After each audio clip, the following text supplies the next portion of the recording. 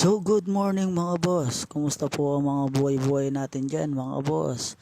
Is time check is 6:30 AM po ng umaga. Ayan guys, papasok na po pala tayo sa trabaho. And then guys, may kwento lang ako ng konting kwento sa inyo na so almost 11 years na tayong nagkikipagtrabaho sa Clark, Pampanga. Ayan guys, so nagpapasalamat po tayo kay bro na wala pong nagiging abera sa atin sa daan.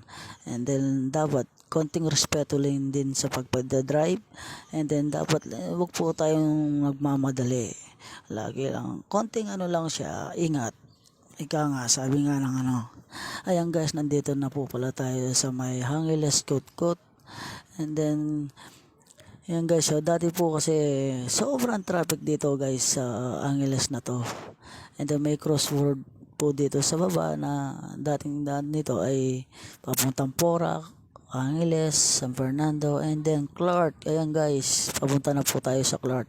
And this, yung tulay na po na to guys, kabubukas lang, katatapos lang kasi nagawa. Napakatagal po ng hindi natapos to kasi paputol-putol po yata yung gawa nila dito. And then pag dumadaan tayo muna sa baba, sobrang traffic talaga papuntang Clark and Porac. Sobrang traffic po dito talaga.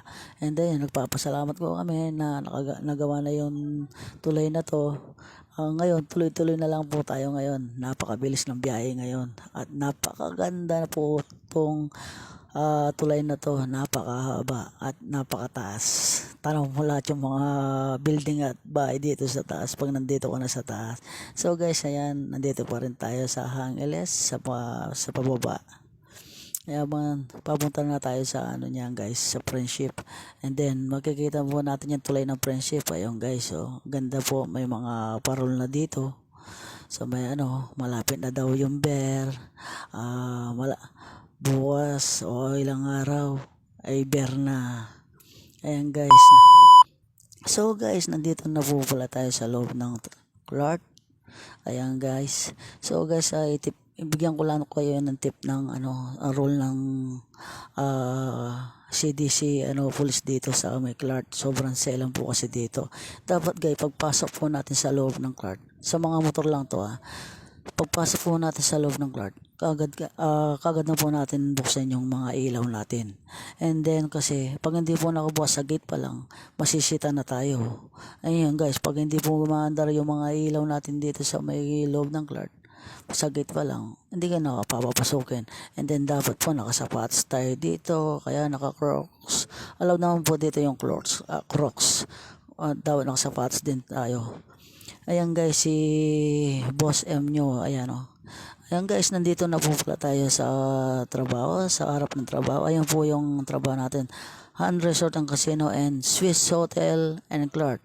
So guys, pagka alam ko sa buong Pilipinas, dito pa lang po ang may Swiss sa Clark, Pampanga.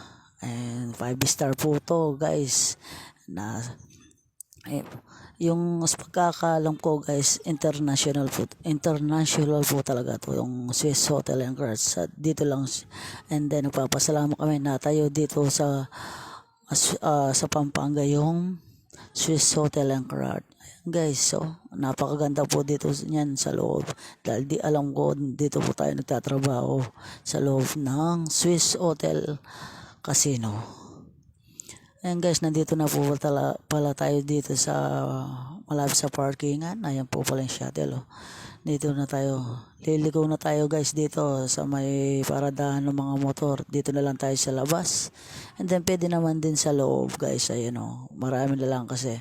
And siyempre guys, si Mio Sports Car, ipapart natin dito sa mga ilalim ng puno para hindi siya mainitan at marawan sa maulan.